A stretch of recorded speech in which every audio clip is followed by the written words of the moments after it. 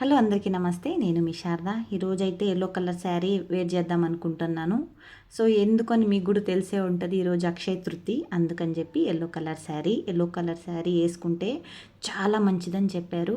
So ఈరోజైతే ఏ tension లేకుండా ప్రశాంతంగా పూజ చేసుకొని దేవుడి దగ్గర అయితే ఆశీస్సులు తీసుకోవాలనుకుంటున్నాను. మీరందరిది పూజ అయిపోయిందా? నేనైతే ఇప్పుడే స్టార్ట్ చేస్తున్నాను. పూజ చేద్దాము రండి మీరు కూడా. మా పూజ రూము చాలా చిన్నది, బయట కూర్చొని పూజ చేసుకోవాలి, లోపల కూర్చొని పూజ చేసుకునేట్టుగా ప్లేస్ లేదు. ఎందుకంటే ఇంతకు ముందు అయితే నిలబడుకొని పూజ చేసుకోవాల్సింది, వుడ్లో ఉన్నింది పూజ రూము. దాన్ని తీయించేసి స్లాబ్ పెట్టించుకున్నాను, ప్రశాంతంగా కింద కూర్చొని పూజ చేసుకోవచ్చు అని చెప్పి.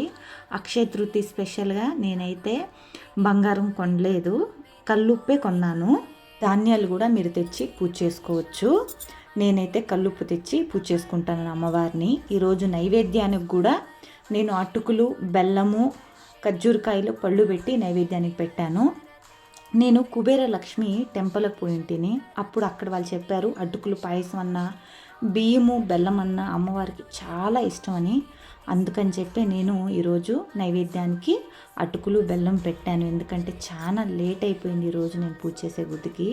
ఫ్రీగా ఉన్నాను కదా అని చెప్పి మెల్లగా చేసుకుంటున్నాను, అందుకని చెప్పి లేట్ అయిపోయింది. ఇక్కడ చూడండి నా కూతురు, నేను పూజ చేసుకుంటా అంటే, అమ్మ నువ్వు కుంకుమ కొంచెం కాటు కొంచెం పెట్టుకుంటే అమ్మవారిలాగా ఉంటావు అంటుంది ఎల్లో కలర్ శారీలో.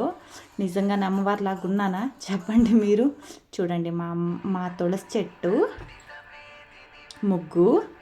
సో ఈరోజు నేనే వేసాను. ఇవన్నీ చేసుకునే గుద్దికి లేట్ అయింది, అందుకే ప్రసాదం ఏమీ చేయలేదు. పండ్లు పెట్టుకొని నైవేద్యానికి దండం పెట్టుకున్నాను. ఎలా ఉంది మా పూజ రూమ్?